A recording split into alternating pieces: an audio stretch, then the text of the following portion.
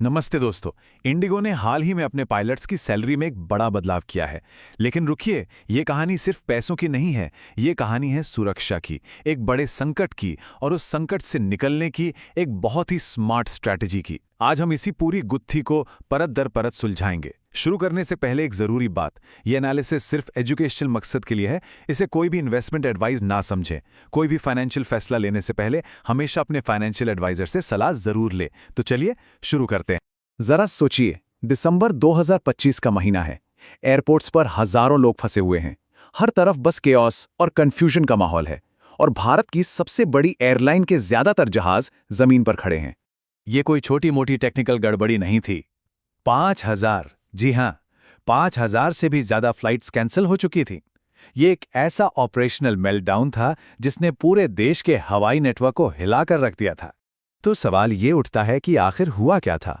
क्या ये सिर्फ हॉलिडे रश में हुआ एक मैनेजमेंट फेलियर था, या फिर ये एक ज्यादा सुरक्षित एविएशन इंडस्ट्री की तरफ बढ़ता हुआ एक जरूरी लेकिन दर्दनाक कदम था? इस पूरी कहानी को समझने के लिए हम सबसे पहले उस दिसंबर के संकट को देखेंगे। फिर हम जानेंगे उन नए नियमों के बारे में जो इस सबकी जड़ थे। हम देखेंगे कि कैसे इंडिगो इस जाल में फंसा और फिर उन्होंने इससे निकलने के लिए क्या कदम उठाया, और आखिर में इसका हम सब पर क्या असर पड़ेगा। सेक्शन 1, दिसंबर का एविएशन संकट। तो चलिए सबसे पहले ये समझते हैं कि आखिर वो क्या वजह थी जिसने भारत की सबसे बड़ी एयरलाइन को लगभग ठप कर दिया था। सेक्शन 2, पायलट्स के लिए नए नियम। इस पूरे संकट की जड़ें असल में सरकार के एक फैसले में छिपी हैं। ये फैसला लिया था डीजीसीए ने, यानी भारत के एविएशन रेगुलेटर ने। आइए जानते हैं कि उन्होंने पायलट्स के आराम के नियम क्यों बदले। इन नियमों को कहते हैं FDTL, जिसका मतलब है फ्लाइट ड्यूटी टाइम लिमिटेशंस। आसान भाषा में समझिए, ये पायलट्स के काम के घंटे तय करने वाले नियम हैं। ये सुनिश्चित करते हैं कि कोई भी पायलट थकी हुई हालत में प्लेन ना उड़ाए। हमारी और आपकी सुरक्षा के लिए ये नियम बहुत ज्यादा जरूरी हैं। आप जरा इस स्लाइड पर ध्यान दीजिए, क्योंकि यहीं से सारी कहानी शुरू होती है। नए FDTL नियमों ने पायलट्स के हफ्ते भर के आराम को 36 घंटे से बढ़ाकर सीधा 48 घंटे कर दिया। रात में की जाने वाली लैंडिंग को भी लिमिट कर दिया। मतलब साफ था, पायलट्स को अब ज्यादा आराम मिलेगा, लेकिन इसका सीधा असर ये हुआ कि वो अब पहले से कम घंटे उड़ान भर सकते थे। और ये कमी कोई छोटी मोटी नहीं थी।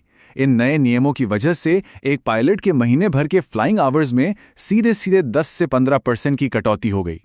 सेक्शन 3, इंडिगो का शेड्यूलिंग संकट। अब देखिए, सुरक्षा के लिए बनाए गए ये नियम तो बहुत अच्छे थे, लेकिन इंडिगो की प्लानिंग इसके लिए तैयार नहीं थी, और यहीं से शुरू हुआ उनका संकट। इससे पहले कि हम आगे बढ़ें, ये समझना जरूरी है कि इंडिगो भारतीय एविएशन मार्केट का कितना बड़ा खिलाड़ी है। लगभग 60% मार्केट शेयर अकेले इंडिगो के पास है। इसका मतलब यह है कि जब इंडिगो को छींक आती है तो पूरे देश के एविएशन सेक्टर को जुकाम हो जाता है। और बस यहीं से डोमिनो इफेक्ट शुरू हुआ। जैसे ही नए नियम लागू हुए, पायलट्स के फ्लाइंग आवर्स कम हो गए। इंडिगो के पास अचानक से पायलट्स की कमी हो गई। उनका पूरा रोस्टरिंग सिस्टम, मतलब कौन सा पायलट कब कौन सी फ्लाइट उड़ाएगा, वो पूरी तरह से बिखर गया। और नतीजा, हजारों फ्लाइट्स कैंसिल। तो अब सवाल ये था कि इंडिगो इस भयानक संकट से कैसे बाहर निकले। और यहीं पर उन्होंने जो कदम उठाया वो सिर्फ एक सैलरी हाइक नहीं था, बल्कि एक बहुत ही सोची समझी बिजनेस स्ट्रैटेजी थी। और सबसे दिलचस्प बात यह है कि इंडिगो ने पायलट्स की बेसिक सैलरी को छुआ तक नहीं। सारा खेल था भत्तों का, यानी अलाउंसेस का।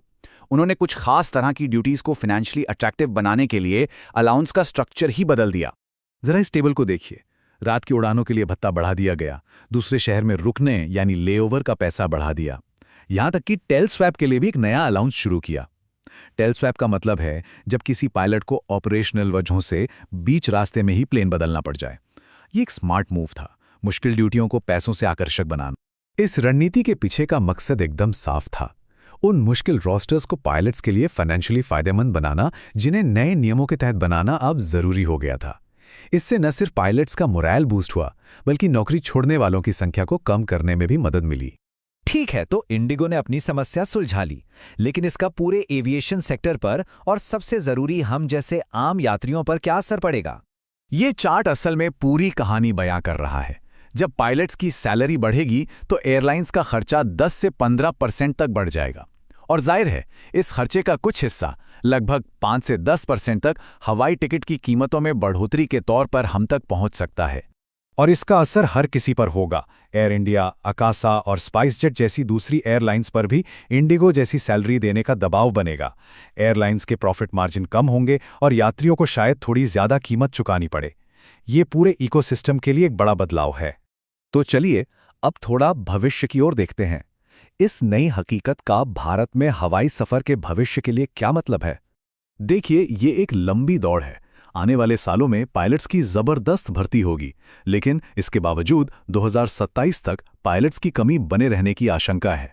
भारत का 30 करोड़ यात्रियों को हवाई सफर कराने का जो बड़ा सपना है, उसे अब इन नई जमीनी हकीकतों का सामना करना होगा। तो अगर हम पूरी बात को समेटें तो इंडिगो का ये कदम कोई दरियादिली नहीं थी। ये बाजार और नियमों के दबाव में लिया गया एक बहुत जरूरी और रणनीतिक फैसला था। और यही इस पूरी कहानी का निचोड़ है। भारतीय एविएशन मार्केट अब मैच्योर हो रहा है और इसका मतलब है कि अब ग्रोथ के साथ साथ सुरक्षा और विश्वसनीयता पर भी ध्यान देना होगा, और उसकी एक कीमत तो होगी। आखिर में बस एक ही बात कही जा सकती है, सस्ती हवाई यात्रा कराना आसान काम है, लेकिन एक सुरक्षित, स्केलेबल और भरोसेमंद हवाई सिस्टम बनाना बहुत मुश्किल काम है। और भारत का एविएशन सेक्टर अब शायद यही मुश्किल सबक सीख रहा है। इस कहानी में आगे क्या मोड़ आता है, ये देखना वाकई दिलचस्प होगा। उम्मीद है आपको ये पूरा विश्लेषण पसंद आया होगा। अगर आप ऐसी ही और भी जानकारी भरे वीडियो देखना चाहते हैं तो हमारे चैनल को सब्सक्राइब करना बिल्कुल ना भूलें। आपका एक सब्सक्राइब हमें ऐसे ही और जानकारीपूर्ण वीडियो बनाने के लिए बहुत प्रोत्साहित करता है। देखने के लिए आपका बहुत बहुत धन्यवाद।